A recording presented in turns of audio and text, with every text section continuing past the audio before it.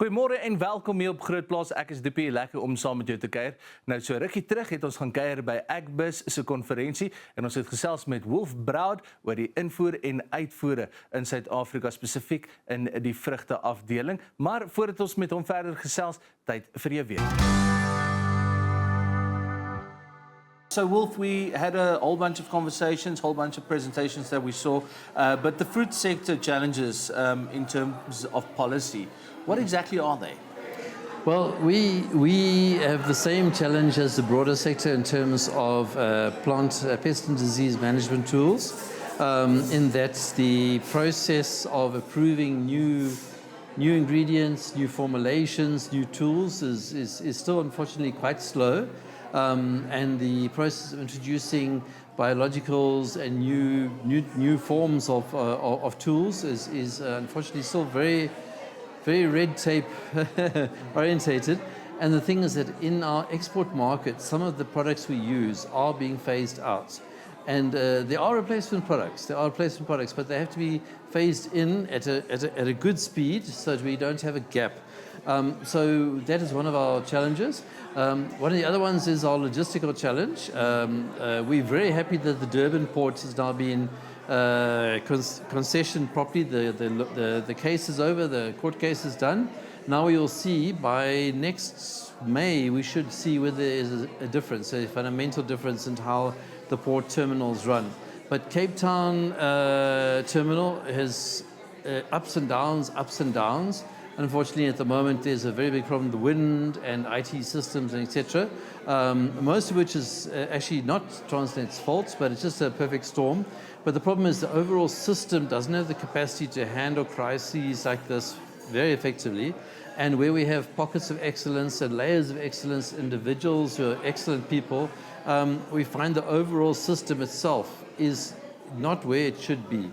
So ideally, we would actually like to see a concession of the Cape Town container terminal, the multi-purpose terminal, along the same lines, and with the protection of the same employees, the same job protections that are built in for Durban, because it's a fundamental export gateway to about 3 or 4 provinces for South Africa, and not just fruits. Fruit is actually not even the majority of the export products through the port. There's all sorts of manufactured goods that go out. So the advantage to the South African economy of a fully functioning logistics setup around the ports and the back end of the port would be fantastic. I mean, there's been really improvements. There really have been improvements. But the problem is the sector is growing, the agricultural sector. Our exports are growing. The economy, we would like to think, would grow. And you can't have a situation where it's almost like that load shedding dilemma. As soon as you grow, load shedding comes back, that sort of thing. Yeah. So we need a proper solution. So with the Durban port being a little bit more improved and it can carry more capacity, are we going to see a lot more exports going out in higher volumes? Yeah, I think so, because the citrus industry had a 10-year expansion program, Vision 260 till about 2032, and they are actually ahead of the curve. They are actually exporting more than they expected that they would. They've had a very good year. They expect another good year next year. And the recent exemption of citrus by the Americans from the tariff will also help a lot, because the oranges were exempted, and that's about half of our citrus exports to the US. But the demand in Asia has really been very good. And so we expect the volumes to increase. And in fact, it's something the industry has been concerned about, is would the port concession be done in time to handle the surge? Because over the next 5 years, we do expect to see increased volumes, not just citrus, but also the other fruit types that use the port as well. So that's, yeah, we need that capacity, because actually we would like to think just the beginning of even further expansion in the sector. There's state-owned land that can be transferred. There's elements of land reform. There's elements of underutilized land that can be brought into production. There's new breeding techniques, new cultivars. Overall, we do see expansion in export volumes as a possibility. Now, one of the big things, obviously, is now expansion into other trade areas. We know the tariffs from America gave us a bit of a difficult time, but are we looking at expanding our trade agreements with other countries? Yeah, no, most definitely. The Americans, ironically, have done us a favor.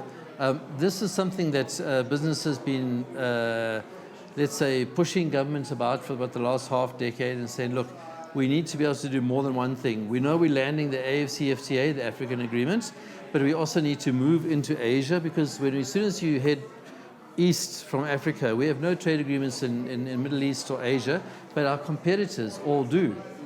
So we come in at 15 to 30% tariff, they come in at 0. And we are highly efficient, highly competitive, very good quality, very good reputation, but still 20% markup is, it's a thing. And at the same time, we need trade agreements because they are legally binding, they're enforceable agreements, and they cover thousands of tariff lines in one go. Whereas if you're doing commodity by commodity, getting a phytosanitary plant health protocol signed, it's a long process. Trustworthy trader? Yeah, I would think so. Our banking system, our capacity within the agricultural sector specifically, the R&D, the breeding techniques, the phytosanitary discipline that we have, the audits that we undergo for our export markets. There's no way we could be exporting into the US, the EU, or even into China if we were not compliant with very, very stringent and strict layers of audits. It's almost like parallel regulation. The stuff is audited half a dozen times before it leaves the country by different retailers, Sainsbury's, Tesco's, Carrefour. Exactly. So we are prepared. Our logistics is really our weak point.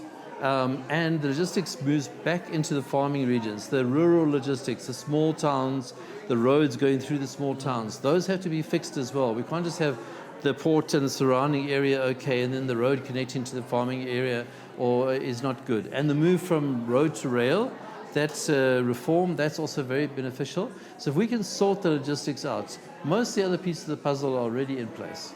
So except for the logistics, every time you try and open up trade agreements with a different country, there are some challenges. What are the biggest challenges that South Africa have been facing with not having trade agreements with other countries so far? Well, we actually haven't really been in negotiation with countries up to this point. There's now a push that started. It did start last year. The GNU has committed itself to be a more export-focused nation. But now that we are starting to choose trade partners and talks about talks. There's talks about talks happening with India. The Chinese have sent us a draft agreement. They would like us to consider this agreement, but they also want market access. Then we have the potential for landing the US deal. But at this point in time, we're not in a position to really know what the obstacles will be. But I imagine it'll be the normal trade-offs. What will we let in, and what will they let in? But overall, we have repaired a lot of the damage from state capture. Our manufacturing sector is not where it could be, but many of our sectors are highly competitive, and we have a very good reputation. So as government is always a big factor when it comes to trade agreements, as one of the biggest export sectors in South Africa, should the government prioritize this sector a little bit more when it comes to making policies and moving policies forward?